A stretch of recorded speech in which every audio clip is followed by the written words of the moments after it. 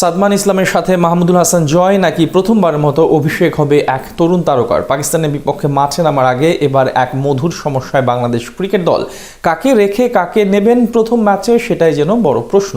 এই সিরিজেই দেখা যেতে পারে নতুন টিম পরিকল্পনা। সব মিলিয়ে পাকিস্তানের বিপক্ষে প্রথম টেস্টে কেমন হতে পারে টাইগারদের ওপেনিং কম্বিনেশন, তা জেনে নেব রিপোর্টে। দীর্ঘদিন পর সাদা পোশাকে টেস্ট ফরম্যাটে মাঠে নামছে বাংলাদেশ ক্রিকেট দল। পাকিস্তানের বিপক্ষে সিরিজ দিয়ে আবারও এই ফরম্যাটে প্রত্যাবর্তন করবে লাল সবুজ প্রতিনিধিরা। তবে এবার সিরিজে বেশ কিছু চমক দিয়েছে বিসিবির নতুন নির্বাচক প্যানেল। বিশেষ করে একসঙ্গে 4 জন ওপেনার স্কোয়াডে ডেকে এক প্রকার সারপ্রাইজ দিয়েছে সবাইকে। সেখান থেকে অবশ্য এখন আছে মধুর সমস্যায়। কোন দুইজনকে দিয়ে ইনিংস শুরু করবে প্রথম ম্যাচে, সেটাই যেন এক কঠিন গোলকধাঁধা টাইগার টিম ম্যানেজমেন্টের কাছে।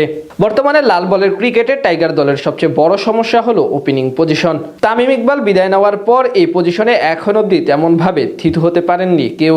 সাদমান ইসলাম সম্প্রতি খানিকটা পরিপক্ক হলেও মাহমুদুল হাসান জয় এবং জাকির হাসান প্রচন্ড অধারাবাহিক। তাই প্রথমবারের মতো স্কোয়াডে ডাকা হয়েছে বাকি দুই ফরম্যাটে নিয়মিত ওপেনার তানজিদ হাসান তামিম এবং ঘরোয়া লিগের নিয়মিত পারফর্মার তরুণ অমিত হাসানকে।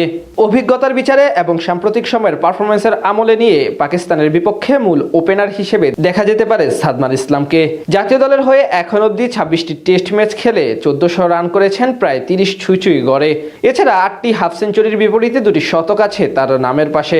সবচেয়ে বড় কথা হলো সর্বশেষ 5 ম্যাচে 4টিতেই অর্ধশতকের পাশাপাশি একটিতে হাঁকিয়েছেন অসাধারণ সেঞ্চুরি। এই কারণেই মূলত সাদমানের টিকে যাওয়ার সম্ভাবনা বেশি। তার সাথে প্রথমবারের মতো অভিষেক হতে পারে সাদা বলের নিয়মিত সদস্য তানজিদ হাসান তামিমের। রঙিন পোশাকে দুর্দান্ত পারফরমেন্স করে টাইগার টিম ম্যানেজমেন্টের আস্থা অর্জন করে নিয়েছেন তামিম।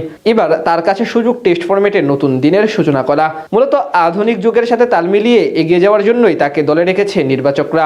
বর্তমানে বড় দলগুলোকে দেখা যায় পুরনো দিনের টেস্ট মেজাজ বাদ দিয়ে আক্রমণাত্মক স্টাইলে ইনিংস শুরু করতে। এতে খুব সহজে প্রতিপক্ষ বোলারদের মনোবল নষ্ট করে দিতে পারে ব্যাটাররা। ঠিক সেই ট্যাকটিক্স যদি তানজিদ হাসান তামিমের মাধ্যমে অ্যাপ্লাই করা যায় তাহলে সেটা দারুণ হবে বাংলাদেশের জন্য। তাছাড়া তামিম ঘরোয়া লিগে প্রথম শ্রেণীর ক্রিকেটে বেশ সফল এবং পরিণত ক্রিকেটার। 25 ম্যাচে প্রায় 1800 রান করেছেন, 40-এর উপর গড় এবং 5টি সেঞ্চুরি এবং 6টি অর্ধশতকের সাহায্যে। এখান থেকে তামিম ও সাদমানের জুটি দেখতে পাওয়ার সম্ভাবনা আপাতত বেশি। তবে আলোচনায় থাকবেন মাহমুদুল হাসান জয় ও অমিত হাসানও।